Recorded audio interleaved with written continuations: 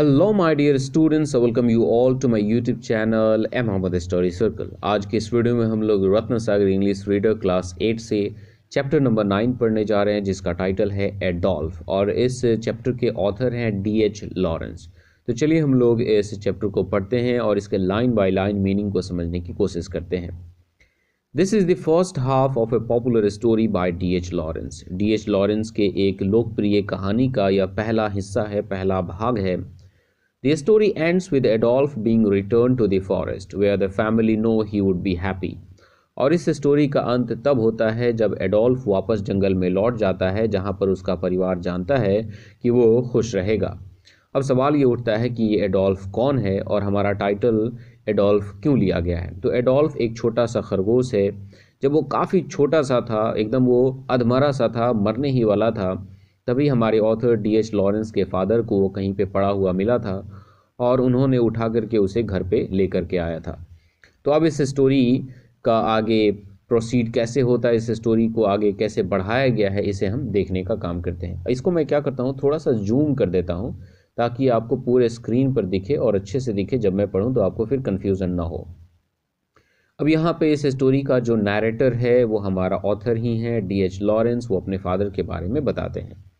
When we were children, कि जब हम बच्चे थे, our father often worked the night shift, तो हमारे पिताजी अक्सर रात के समय काम करते थे, उनकी रात की पाली होती थी। Once it was a spring time, कि एक बार की बात है, बसंत ऋतु था, बसंत का समय था। He used to arrive home, जब वो घर पे आते थे, ब्लैक एंड टायर्ड, वो काफ़ी ब्लैक और टायर्ड होते थे। यहाँ पर ब्लैक कहने का मतलब हिज फेस टर्न्ड ब्लैक, उनका चेहरा काला पड़ जाता था।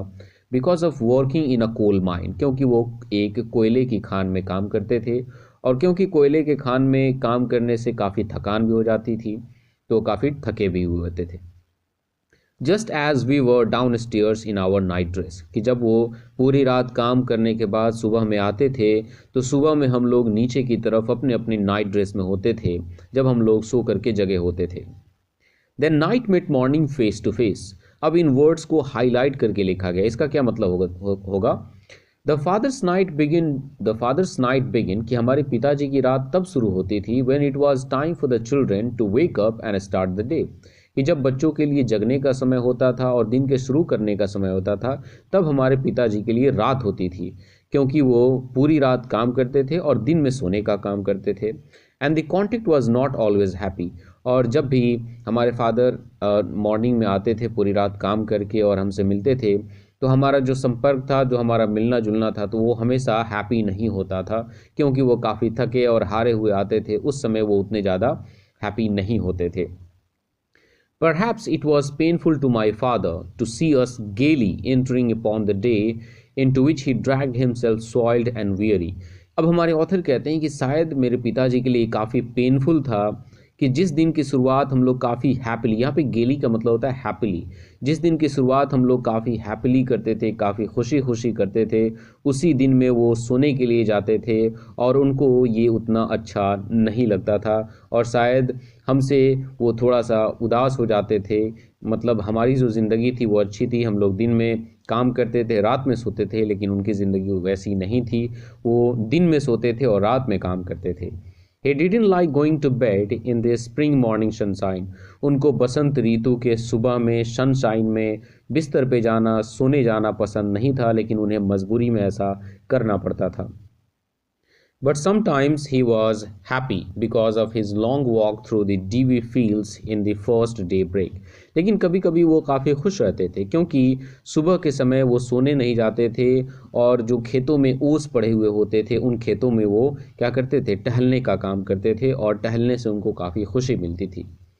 He loved the open morning after a night down in the pit, कि एक रात उस पिट में, उस गड्ढे में, उस कोयले के खान में बिताने के बाद सुबह का जो खुला मौसम होता था, जो ओपन मॉर्निंग होता था, उनको काफ़ी ज़्यादा पसंद था। He watched every bird, जब वो मॉर्निंग में टहला करते हैं तो वो हर एक बर्ड को देखते हैं। Every steer in the trembling grass, हिलती हुई घास में होने वाली हर एक हलचल को देखते हैं, उसे निहारते हैं। Answered the whining of the peewits, और पीविट्स के चिल्लाने का, कराहने का वो जवाब देते हैं। यहाँ पे पीविट्स का मतलब क्या होगा? पीविट्स एक स्मॉल डार्क बर्ड होता है, एक छोटा सा काले रंग का बर्ड होता है विद अ वाइट चेस्ट, और उसके चेस्ट का कलर वाइट होता है, and raised feathers on their head, और उनके सिर पे, जो पीविट्स होते हैं उनके सिर पे कुछ निकले हुए बाल होते हैं, रेज्ड हेयर्स होते हैं। तो पीविट्स के रोने का, कराहने का अभी आंसर करते हैं and tweeted to the wrens, और रेंस फुदकी नाम का एक छोटा सा बर्ड होता है, उसके चहचहाने का भी वो आवाज़ निकालते हैं और उसको आंसर करते हैं।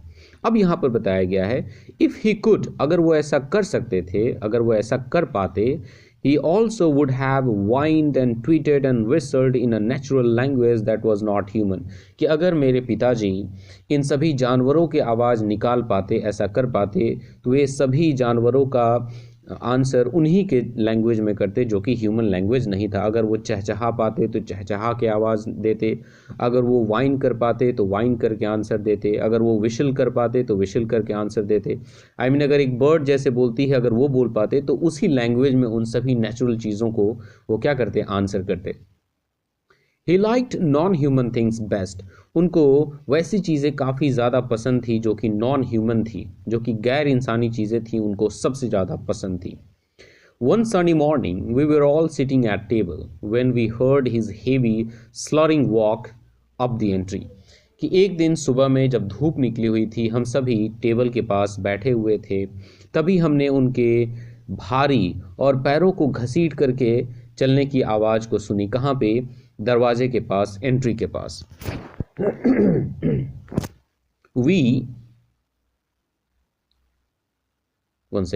वी बिकम अनईजी, जब हमने उस आवाज़ को सुनी, उनकी लड़खड़ाती हुई कदमों की आवाज़ सुनी, तो हम थोड़े से हैरान हो गए।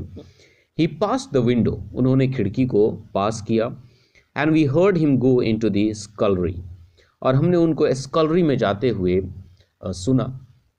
अब यहाँ पे आपको जानना होगा कि स्कलरी क्या होता है। Scullery is a small room next to the kitchen. Scullery kitchen के बगल का एक छोटा सा रूम होता है for washing and other household task. उसमें बर्तनों की सफाई की जाती है, बर्तनों को धोया जाता है, और भी घर के कई सारे काम उसमें किए जाते हैं। तो हमने उनको खिड़की को पास करते हुए देखा और स्कलरी में जाते हुए सुना। And put down his tin बोतल, और उनके पास एक टिन बोतल था, और उनको जब उन्होंने टिन बोतल को नीचे रखा तो ये भी हमने सुना। But directly he came into the kitchen, लेकिन अचानक से तुरंत वो कहाँ पे आ गए? किचन में आ गए।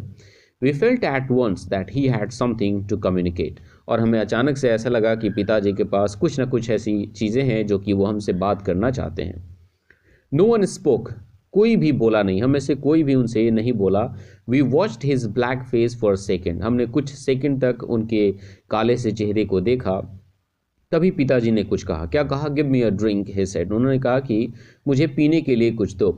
माई mother hastily poured out his tea, मेरी माँ ने जल्दबाजी में उनके लिए क्या निकाला? चाय निकाला। But instead of drinking he suddenly put something on the table among the T cups, लेकिन उस चाय को पीने के बजाय उन्होंने अचानक से किसी चीज़ को चाय के प्यालों के बीच टेबल पे रख दिया। अब वो चीज़ क्या थी? अ टाइनी ब्राउन रैबिट, वो क्या था? एक छोटा सा भूरे रंग का खरगोश था। अ स्मॉल रैबिट, एक छोटा सा खरगोश। अ मेयर मॉर्सल, एकदम एक छोटे से निवाले जैसा। यहाँ पे मेयर मीन्स होता है एक मात्र, केवल, और मॉर्सल मीन्स होता है खाने का एक निवाला, खाने का एक टुकड़ा। तो ये जो रैबिट था वो इतना छोटा था कि खाने के एक निवाले जैसा लग रहा था। Sitting against the bread as still as it were a made thing, और ये खरगोश, ये रैबिट इतना शांत बैठा हुआ था, बिना हिले डुले इतना शांत बैठा हुआ था जैसे कि मानो कि एक मेड थिंग हो। यहाँ पे मेड थिंग कहने का मतलब क्या हुआ? नॉन लिविंग ऑब्जेक्ट, एक वस्तु के जैसा, एक सामान के जैसा वो दिख रहा था। मैं आपको पिक्चर में भी दिखाना चाहूँगा ये किस बारे में बात हो रही है। तो आपको दिख रहा होगा, ये रहा पूरा का पूरा फैमिली, और ये रहे हमारे ऑथर के फादर। यहाँ पर ये एक खरगोश को इस टेबल पे रख रहे हैं, बहुत सारे चाय के प्याले रखे गए, यहाँ पे ये ब्रेड रखा गया है, और आपको दिख रहा होगा कि ये खरगोश कितना छोटा है।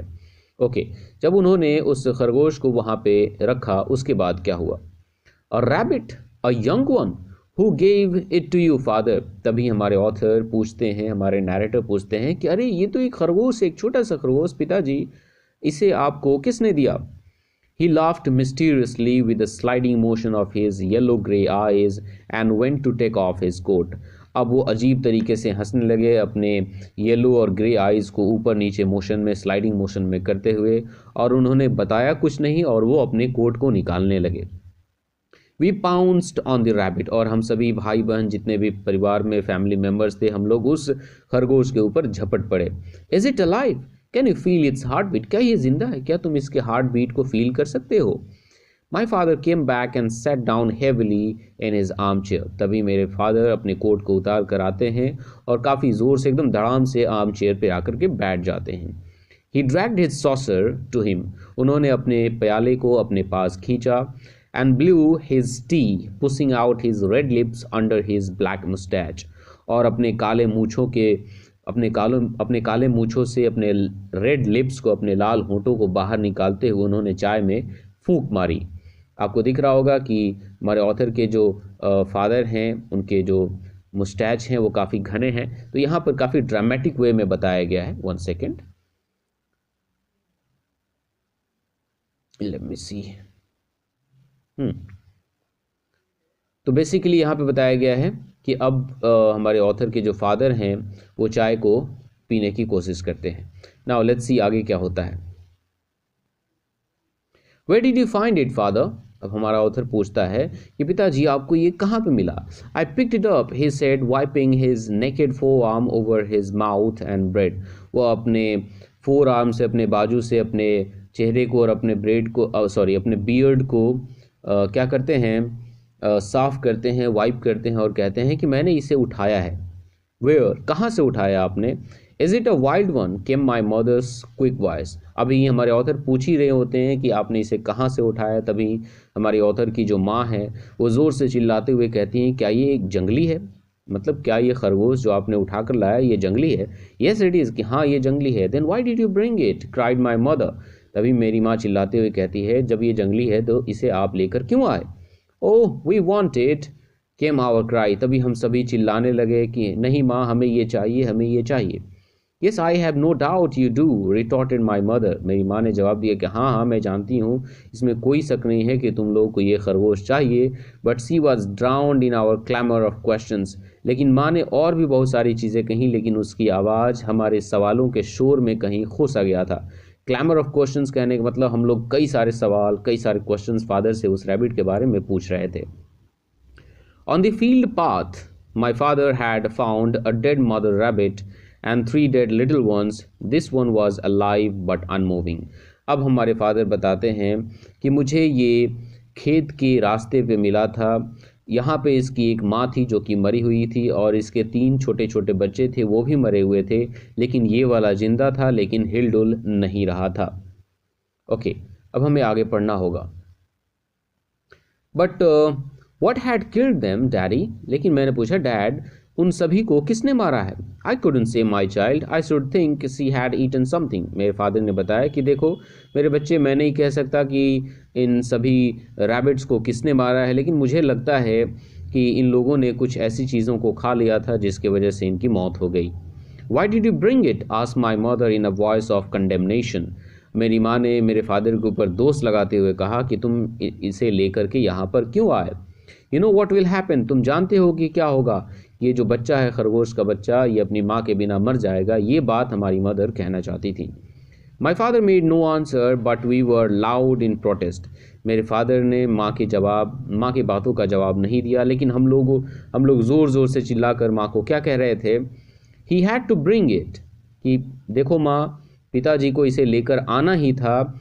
It's not big enough to live by itself, कि ये खरगोश का बच्चा इतना बड़ा नहीं है कि खुद से जिंदा रह सके। It would die, we shouted, कि अगर पिताजी इसे छोड़ देते तो ये क्या हो जाता? ये मर जाता। Yes and it will die now, मेरी माँ ने कहा कि हाँ, और ये अब वैसे भी मर जाएगा। And then there will be another outcry, और फिर तुम लोग ज़ोर ज़ोर से रोओगे, चिल्लाओगे। आवर हार्ट सैंक, जब हमने माँ की बातों को सुना तो हमारा दिल एकदम रुक सा गया।